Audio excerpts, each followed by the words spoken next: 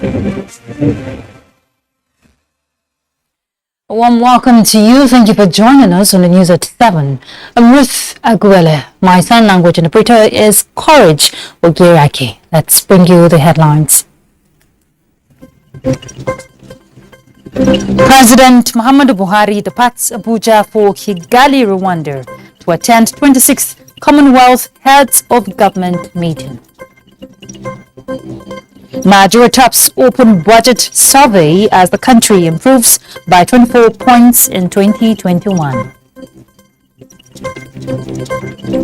And private-public partnership bill seeking to repeal Infrastructure Concession Regulatory Commission Act passes through second reading.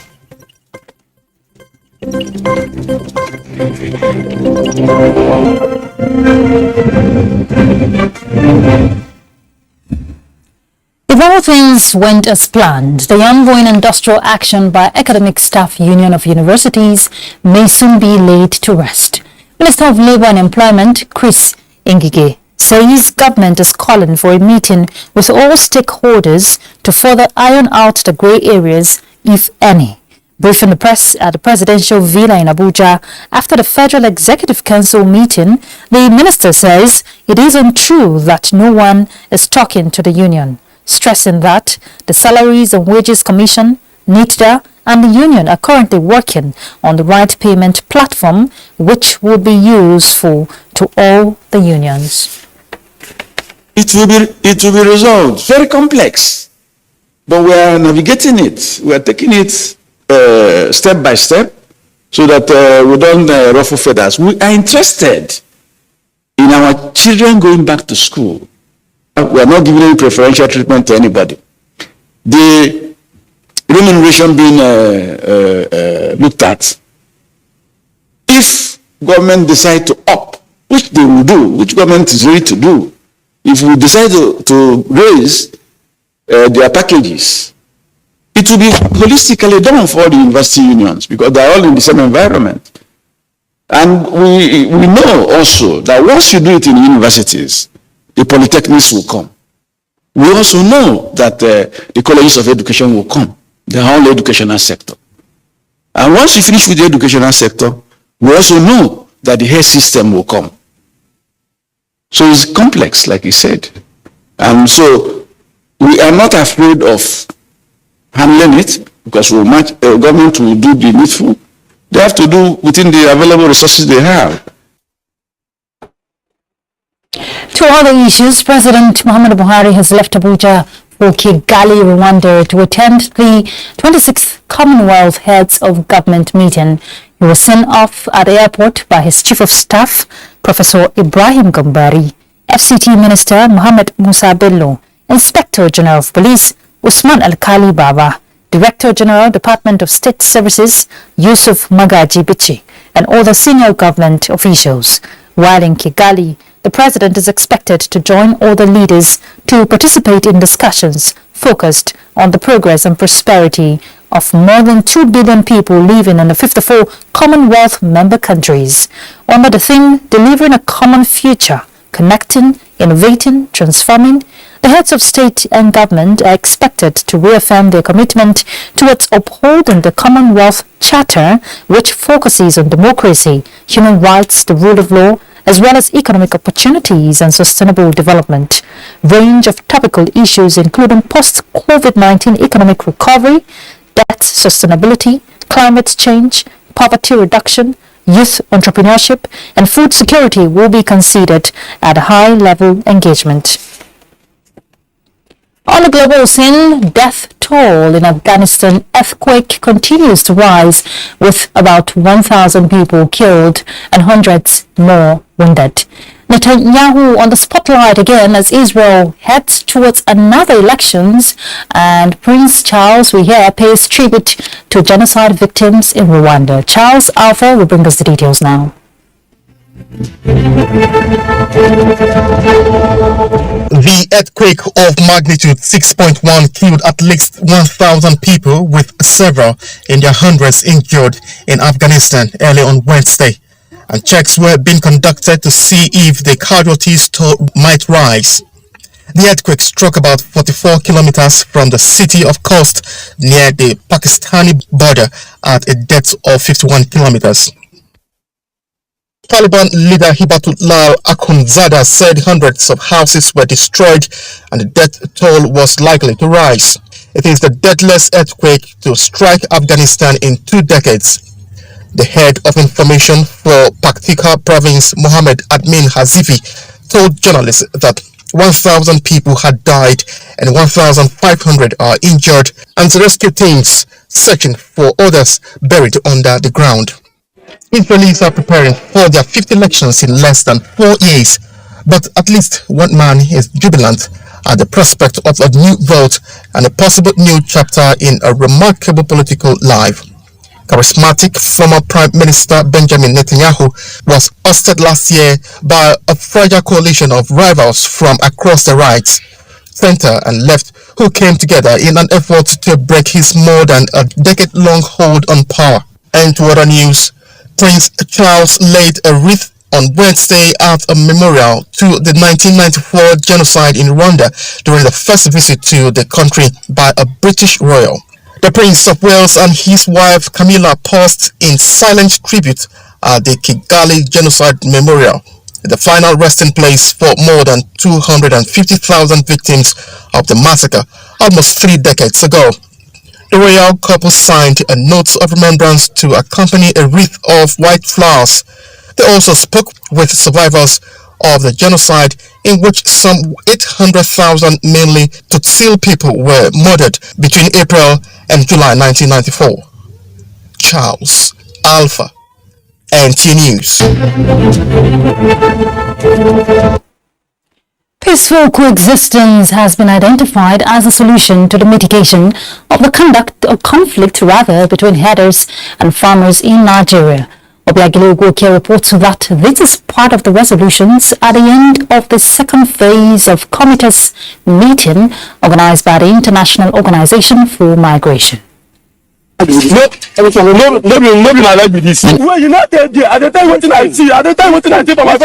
Herder-farmer conflict has become more severe in recent decades due to population pressures, climate change, urbanization, and other factors. The high-level project steering committee meeting committees seeks to strengthen traditional conflict resolution mechanisms, internal displacement, and complement government efforts in promoting peace and unity in Nigeria. It's a pilot project where we want to demonstrate that it is possible for farmers and herders to coexist in a peaceful environment. The EU is determined to support the Committee's project in promoting peace and security in Adamawa State. The committee will provide project updates, key lessons learned from the first phase, and findings of the 5 national livestock transformation plan dialogues. Our negotiation trading model has helped strengthen local government leaders and community members' capacity to address natural resource challenges. Adamawa State government is committed to ensuring that there is peace in Adamawa State. The project is jointly implemented by the International Organization for Migration, Search for Common Grounds, and Mercy Corps in 5 local government areas of Adamawa State and the Federal Capital Territory, with funding from the European Union. Competition over natural resources, in particular herders-farmers clash, has continued to generate lots of concerns in Nigeria. The Committee's project will not only address the conflict but also promote enabling environments for commercial activities to thrive. In Abuja, Obiageli Ugwoke, NTA News. After improving by 24 points, Nigeria has posted her best performance in the Open Budget Survey for Transparency among 120 countries surveyed in 2021. Now, this was revealed at the official launch of the Open Budget Survey 2021 report in Abuja. Leah Katung Babatunde will take it up from here. The Open Budget Survey (OBS) is the only comparable and independent measured budget transparency, participation and oversight in the world. The 2021 survey covers 120 countries and uses a questionnaire with 145 scored indicators drawn from international good practices. Presenting the outcome of the report, Senior Program Officer of the International Budget Partnership, Sally Tolbert, said that the transparency score of Nigeria was put at 45 in the 2021 survey, a significant leap from the 21 scored in the 2019 survey, making Nigeria's performance the second highest improvement worldwide. Monthly reports that we saw released on time in this round is a really good first step in disclosing that information.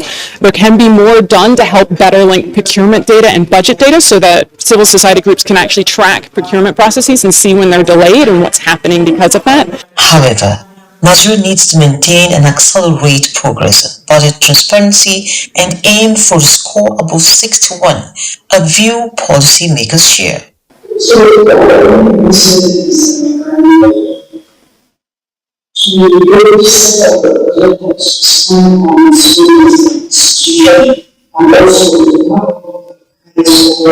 We have implemented and continue to implement. It's a work. It remains a work in progress.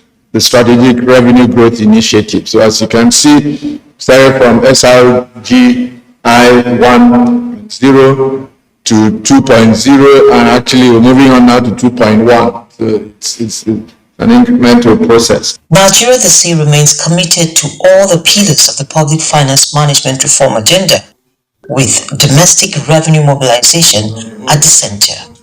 In Abuja, Leah Babatunde, NTA News.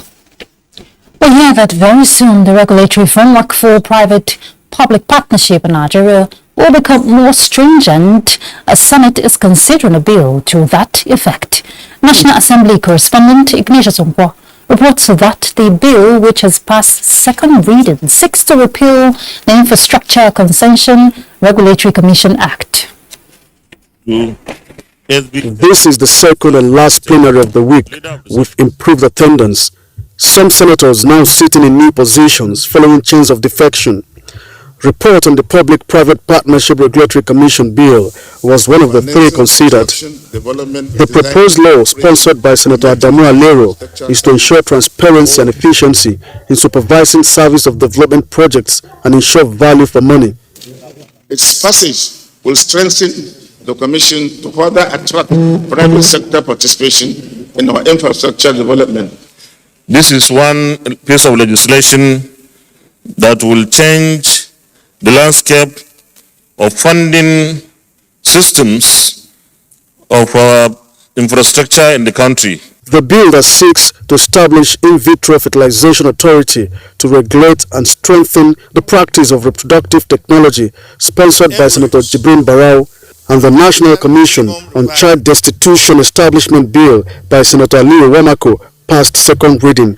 These include the appropriate balance between legislation, regulation, and reproductive freedom, stroke liberty. This technology has brought succor to families, and that is why I support it. After consultation with state and local government and other relevant stakeholders, we make master plan for total eradication of child destitution in Nigeria. Senate is to investigate the oil mining leases granted to Shell Petroleum Development Company from 1959 to 2019, alleged to have shortchanged federal government of $200 million as moved by Senator George Thompson Sekibo. President of the Senate, Ahmad Lawan, directed the Committee on Judiciary to engage the Chief Justice of Nigeria on how to address the current crisis in the Supreme Court. So I will urge our Committee on Judiciary, Human Rights and Legal Matters to get involved and find out what the real issues are and how the National Assembly can help. Party switching continued on the floor of the Senate. Senator Ezenwa Onyewuchi, representing Imo East, bid farewell to PDP as he joined Labour Party, while Senator Hali Ujika of APC, representing Bauchi Central, embraced NNPP as his new political party. APC now has 65 senators, PDP 38, NNPP 3, ABGA 1, YPP 1, and Labour Party 1. Senate is to screen the 7 ministerial nominees next week Wednesday. From the National Assembly, Ignatius Nkwo, NTA News. Women and youths as agents of change now have a veritable tool for creating a new climate economy for Nigeria and empower themselves. This comes with the release of the Nationally Determined Contributions document on climate action for a safer future. Salwal Khalil Ibrahim reports. Human action have continued to impact negatively on the environment, and women and youth are said to be mostly affected. Young people are not only victims of climate change, they are also valuable contributors to climate action. They are agents of change, entrepreneurs and innovators. To this end, we must take action now to prevent further damage to the planet and encourage restoration and rejuvenation. Here, young Nigerian environment advocates are given a better front to right the wrongs of humanity on the climate, to take charge towards a sustainable environmental practices. We aim at recruiting and equipping change agents and youth champions on climate change, so that the youths clearly understand the importance of climate change and the need to actually reduce the greenhouse gas emissions. And what I can do to help is use social media as a platform to help push the idea to stop global warming and just help my peers become future leaders. The new National Determined Contributions document is translated into 3 major languages to reach rural communities. Salwa Kalo, NTA News. Let's take a break. We'll be back in a moment.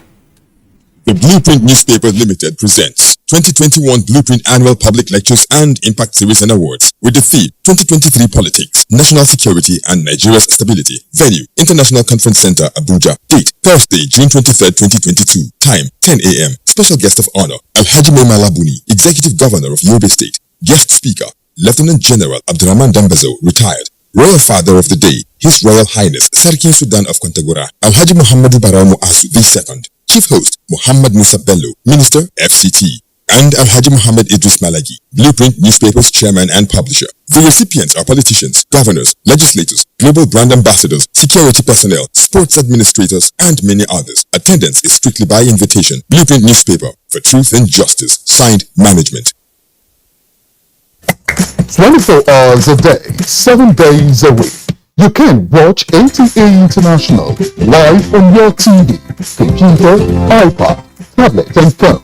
Log on visiontv.co.uk and click on Entertainment, then NTAI. You can also download the iOS or Android app on your mobile devices to watch NTA International on the go, anywhere in the world. NTA International. Your window to the world. Welcome back. The national chairman of the All Progressives Congress, Abdullahi Adamu, says the party's drive for more women participation in politics is top on the policies of the National Working Committee.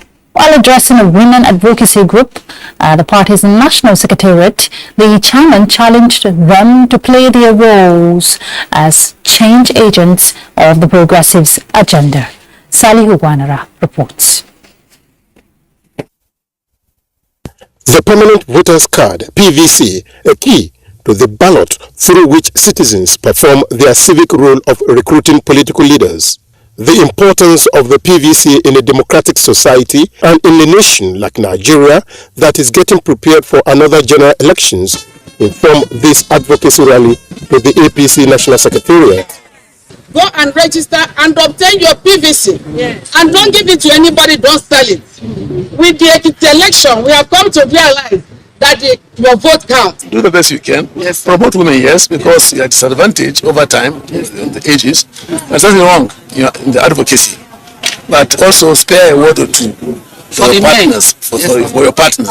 The 774 local governments in Nigeria are the target, even as they canvass for consideration for more women as running mates for executive elective positions. We should have a woman as a vice president. I want to tell you that we have more than capable women that can fit in as the vice president of this country. The Constitution says that for you to step forward and request to compete in any competition. There's no discrimination as to gender. They presented a document containing their demands to the national chairman, expressing their hope of favorable response and actions.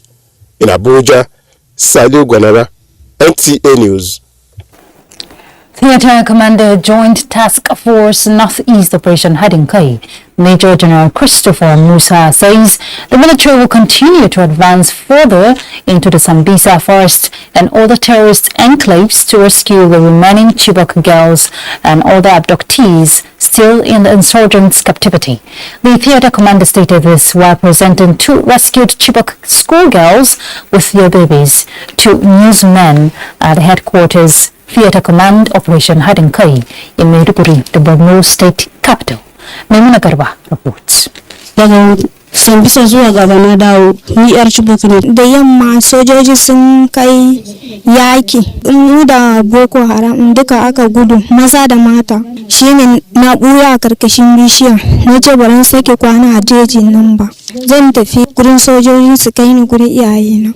Hawa Joseph and Mary Dauda are 2 Chibok girls abducted at GGSS Chibok in 2014, recently rescued by the military during separate operations around Bama and Goshe general areas in Borno State on 12th and 14th of this month. The rescued girls, who were aged 14 at the time of their abduction, said they were forcibly married to insurgents, but their husbands were killed during military operations. Theatre Commander Operation Hadinkai, Major General Christopher Musa said the military is putting more efforts to rescue the remaining girls. We are also conducting operations with the multinational joint task force to ensure that we take care of the international boundary. All this is in place so that we ensure that we don't give them the insurgents any respite or any hiding place. During preliminary investigations, and they were said that who are you? Mentioned their name, and part of the Chibok girls, they responded that way, and they were brought back. General Musa disclosed that over 57,000 terrorists have so far surrendered and logistics supplies to deceased from supporting the insurgents. He further warned farmers and children to be careful as there are unexploded ordnances in the bush, saying clearance operations are ongoing for more farming activities to commence. The theatre commander said Maiduguri-Domboa Road will soon be reopened with more personnel being trained to clear lots of IEDs planted on the road. From the Military Command and Control Center in Maiduguri, Maimuna Garba, NTA News. Troops of the 10th Brigade operating under command of 82 Division Nigerian Army on Tuesday, 21st June 2022, intercepted a Toyota Camry car with registration number JAL 492AA, laden with assorted ammunition while en route Utanga village towards Obudu Mountains in Cross River State. Troops deployed at Forward Operated Base Amana attempted to stop the vehicle at their checkpoint, but the driver evaded the check-in and zoomed off. The driver's move compelled the troops to open fire on the tires of the vehicle, thereby demobilizing it. A thorough search conducted on the vehicle revealed it was conveying 72 improvised explosive device chargers, 121 dynamite liquid, 200 rounds of 7.62 mm, and 82 rounds of 7.62 mm special ammunition. Other items recovered in the intercepted vehicle are military uniforms and kits. Members of the public are urged to continue to support the troops with credible information that will lead to stemming the tide of insecurity across the country. This is contained in a statement by the Director, Army Public Relations, Brigadier General Onyema Nwachukwu. Let's turn to judiciary. The National Industrial Court seated in Abuja has adjourned to the 28th of June 2022 for hearing of the suit seeking increase in salaries and allowances of judicial officers in the country. The suit, filed by Senior Advocate of Nigeria, Sebastian Hahn, has the Attorney General of the Federation, National Judicial Council, the National Assembly and Revenue Mobilization and Fiscal Commission as defendants. On resumption of trial, counsel to the plaintiff urged the court to commence the trial, but counsel to the first and fourth defendants sought for adjournment to enable them file their processes and explore out-of-court settlement. The Attorney General and Minister of Justice also ready The only party that has not shown commitment or seriousness is the Revenue Mobilization and Fiscal Commission. And one cannot explain why, but it's all right. The court of law does not wait for any of the parties. From NJC's perspective, it is an issue that we believe that the executives ought to have resolved without having to resort to this. Equally from the part of the legislature, because the judiciary is the last hope of the common man. Justice Osato Hame Obaseki Osagi informed parties that the court will commence sitting 1 p.m. on the adjourned dates. Let's find out what's happening in the world of sports.